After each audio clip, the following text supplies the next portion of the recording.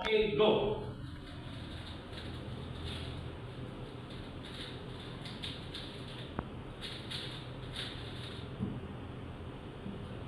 Ay, huli ka. Nahuli ako. Mga 7 seconds. Yeah, so huli ako eh. Oh. Nahuli ang pindot ko eh. Ito po mga 1 second po. Dito. So, pwede nyo information. Okay.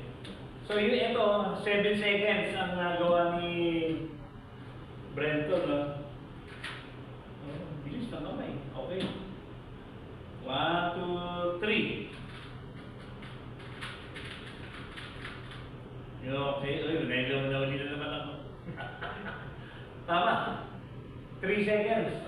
Oo, okay. Go. So, napanood natin ang ganun kagaling itong bata to. Ayan. So, siguro, Breton, ang ano na natin is how to encourage other Filipino youth, no? Yung mga youngster natin o yung mga gustong... actually, hindi lang yan. Kahit yung mga ano, feeling young, no? Tulad ni Mami, tulad ko, na gusto rin palang matuto nito. So, maybe manawagan tayo. No? Tawagan mo siya, hikayatin subukan to at baka may enjoy nila. So yun, actually, I actually really recommend Speak Viewing to kasi sobrang fun na hobby. Tsaka hindi po siya like parang puro iPad lang or iPhone. So yun, I really recommend, yun parang, yun I think just, especially if you're being competitive I think you should definitely pray, especially in competitions, that really helps. Tsaka I think also, like maganda po ito kasi parang di po siya parang gadget na hobby eh. So parang yung mga students ko po, actually, most parents come to me para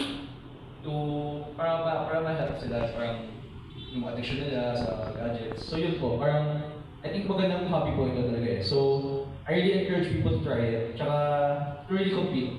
Don't be afraid to compete kasi minsan may mga like adults na parang 70 years old na nagko-compete pa. So, yun po. Try lang yung speed tubing. Yun po. Yes, oo, kasi baka hindi naman natin alam o baka wala pa naman scientific study pero baka makatulong yung mga ganito para ma-lessen yung mga sakit-sakit sa mind, no? Yung dementia, mga gano'n.